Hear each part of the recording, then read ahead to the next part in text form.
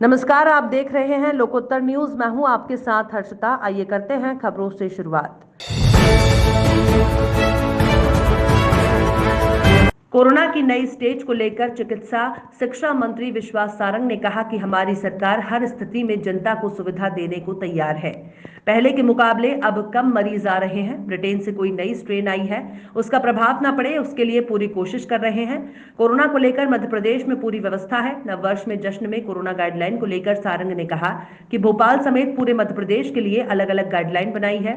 भोपाल में बाहर से कोई भी सेलिब्रिटी नहीं आ पाएगा। भीड़ पर रोक लगी है। होटल में जितनी जगह है उसकी आधी जगह में पार्टी करनी होगी। कोरोना की समस्त गाइडलाइन का पालन करना होगा।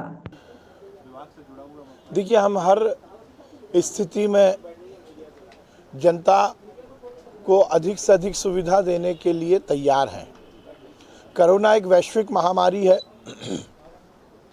अभी हम देख रहे हैं कि अपेक्षाकृत कम पॉजिटिव मरीज आ रहे हैं, पर एक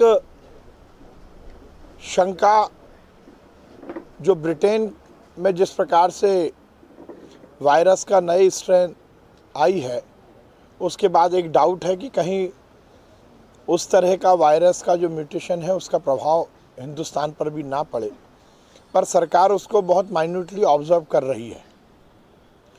जैसा मैंने कहा कि चाहे टेस्टिंग का मामला हो, चाहे इलाज से जुड़े हुए बिस्तर, ऑक्सीजन, वेंटिलेटर की सुविधाओं का मामला हो, हमारी पूरी तरह से चुस्त और दुरुस्त व्यवस्था है।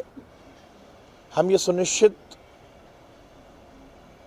कर रहे हैं कि मध्य प्रदेश में कहीं भी कोरोना को लेकर दिक्कत ना आए। पर जिस प्रकार से शुरू से ये कहा गया है कि सरकार की गाइडलाइन का पालन करना ही किसी के लिए भी सबसे महत्वपूर्ण बात है। जब तक वैक्सीन नहीं आता, जब तक इलाज नहीं होता, तब तक मास्क पहनना और सोशल डिस्टेंसिंग का पालन करना, यही इसकी दवा है। तो मैं तो यही अपील करूंगा कि लोग मंडला के घुघरी ब्लॉक में ग्राम उरवाही में ग्राम में गठित स्व सहायता समूहों द्वारा धान की फसल आने की खुशी में आदिवासी परंपरा के अनुसार अपनी खुशी को प्रकट करने के लिए ग्राम में आदिवासी लोक नृत्य कर्मा और शैला का आयोजन किया गया, जिसमें ग्राम में गठित सभी समूहों की महिलाओं और उनके परिवार के सदस्यों ने लोक नृत्य में भाग लिया और जमकर नृत्य किया। सभी गांव के लोग अपनी खुशी में इतने अधिक खुश हुए कि जीवन की सारी समस्या को भूल गए और मादर की थाप पर जमकर थिरके। युवा हो या महिला या फिर बुजुर्ग, सबने इस अवसर पर कार्यक्रम का भरपूर आनंद लिया। नृत्य को देखने पूरा गांव इकट्ठा हो गया। चारों ओर सांस्कृतिक कार्यक्रम का माहौल बन गया। ग्रामवासियों ने अपने सीमित साधनों के बावजूद बहुत बढ़िया आयोजन किया, जिसकी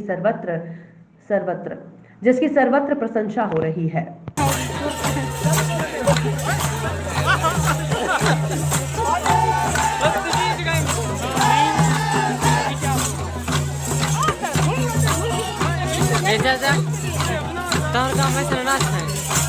बंद हो गए फिर क्या कर बंद है पहले ना सकता है बंद हो गए। हमारे गाँव बच्चा नहीं जाता अभी अभी बहुत सीखने लगे ना धीरे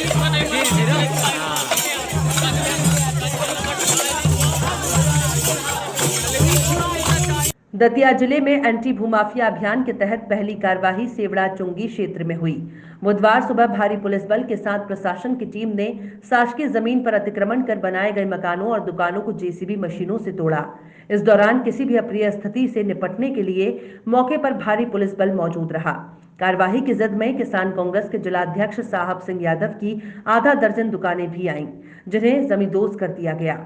मालूम हो कि मंगलवार को कलेक्टर संजय कुमार ने SP Aman Singh Rathore, SDM Ashok Singh Chauhan, CMO नगरपालिका ए.के. दुबे के साथ शहर में विभिन्न स्थानों का निरीक्षण कर शासकीय जमीनों पर अतिक्रमण की स्थिति देखी और अतिक्रमण पाए जाने पर कार्यवाही के लिए निर्देशित किया। कलेक्टर के निर्देश के बाद बुधवार को प्रशासन ने कार्यवाही शुरू की। मंदसौर जिले के सीतामऊ थाना प्रभारी पर पिछले दिनों गोली चलाकर फरार हुए अमजद लाला के पुराने साथी आसिफ लाला पिता उस्मान लाला निवासी राजनगर को मंगलवार को पुलिस ने घेराबंदी कर गिरफ्तार किया। आसिफ की गिरफ्तारी पर पुलिस कप्तान द्वारा 5,000 रुपए का इनाम भी घोषित किया गया था। सीतामऊ टीआई अमित सोनी ने बताया कि मंगलवार को सूचना मिलने पर राजनगर में दबिश दी गई तो लाला ने पुलिस को देख भागने का प्रयास किया, लेकिन पुलिस टीम सीतामऊ ने जंगल में घेर कर आसिफ को गिरफ्तार किया। आरोपी के पास से एक 315 बोर का देसी कट्टा और कारतूस मिले हैं, जिस पर अपराध क्रमांक 717/20 धारा 25-27 आर्म्स एक्ट का दर्ज कर कार्रवाई की जा रही है। मुल्ताई पुलिस ने देह व्यापार का भंडाफोड़ कर दिया है। देह व्यापार करने ले जाते 8 लड़कियों को बरामद किया है और 3 आरोपियों को भी गिरफ्तार किया है। पूरे मामले का खुलासा करते हुए एसपी सिमाला प्रसाद ने बताया कि जिले में मानव दुर्व्यापार करने वाले व्यक्तियों के विरुद्ध धरपकड़ के लिए अभियान चलाया जा रहा है और इसी के तहत मुखबिर द्वारा सूचना प्राप्त हुई कि छिंदवाड़ा से मुल्ताई मार्ग पर कुछ व्यक्ति एक बोलेरो से 8 लड़कियों को बालाजीपुरम घुमाने का कहकर उन्हें मुल्ताई के रास्ते नागपुर बाजार में मानव दुर्व्यापार करने के लिए ले जा रहे थे। सूचना पर मुल्ताई एसडीओपी नम्रता सोंधिया के निर्देशन में टीम गठित कर टोल बैरियर दुनावा पर पुलिस टीम की चेकिंग की गई। चेकिंग के दौरान टोल बैरियर पर एक सफेद बोलेरो जिसका नंबर MP 04BC 3624 है, जिसे घेराबंदी कर रोका गया, जिसमें बैठी लड़कियों से पूछताछ करने पर उनके द्वारा बताया गया कि हम लोगों को बालाजीपुरम घुमाने का बोलकर हमें नागपुर गलत काम करने के लिए जबरदस्ती ले जा रहे हैं और हमें इसके बदले 5-5 हजार रुपए देने का कह रहे थे। हम लोगों ने जाने से मना किया तो हम लोगों को जान से मारने की धमकी दे रहे थे। पुलिस द्वारा आरोपियों को गिरफ्तार कर लिया गया है। अभी PHQ द्वारा ह्यूमन ट्रैफिकिंग के विरुद्ध महीने भर से अभियान चलाया जा रहा है। इसी के तारतम्य में बैतूल पुलिस को एक इन्फॉर्मेशन प्राप्त हुई थी कल कि कुछ लड़कियां जो हैं एक बोलेरो गाड़ी में नागपुर की तरफ उनको ले जाया जा रहा है ज़बरदस्ती। तो हम लोगों ने उस गाड़ी की जो इन्फॉर्मेशन हमारे पास आई थी उसको इंटरसेप्ट किया और उस गाड़ी को रोकने के उपरांत हमें उसमें 8 लड़कियां मिली और उनके साथ 3 आरोपी हम लोगों ने राउंड अप किए हैं, जिनका नाम प्रियंका वर्मा है, जो मुख्य महिला है जो इन सभी लड़कियों को कोऑर्डिनेट करके और इस तरीके के अनैतिक व्यापार में जो है वो संलिप्त करती थी और जो पेमेंट उनके द्वारा मिलता था वो उसी महिला के द्वारा रखा जाता था। इनके 2 साथी भी हैं, एक नीलेश नाम का व्यक्ति है और एक धारा सिंह चौहान है। तो 3 आरोपियों को पुलिस ने राउंड अप किया है और 8 लड़कियां जो है वो हम लोगों ने ह्यूमन ट्रैफिकिंग होते हुए रोका गया है। के पास मिला है उसमें इनका जो रेजिडेंस है वो छिंदवाड़ा ज़िले का है और अभी पुलिस इस बात की और तस्दीक कर रही है क्योंकि फिज़िकली इसको वेरीफाई करना पड़ेगा कि इनके पास से जो दस्तावेज जब्त हुए हैं उसकी क्या ऑथेंटिसिटी है। तो अभी हम लोग इसको और क्रॉस वेरीफाई करेंगे। राजनगर की शक्ति मैदान में रोजगार मेले का आयोजन किया गया, जिसमें विभिन्न कंपनियों के द्वारा स्टॉल लगाए गए और वहीं बड़ी संख्या में बेरोजगार युवक ने अपने अपने फॉर्म जमा करे।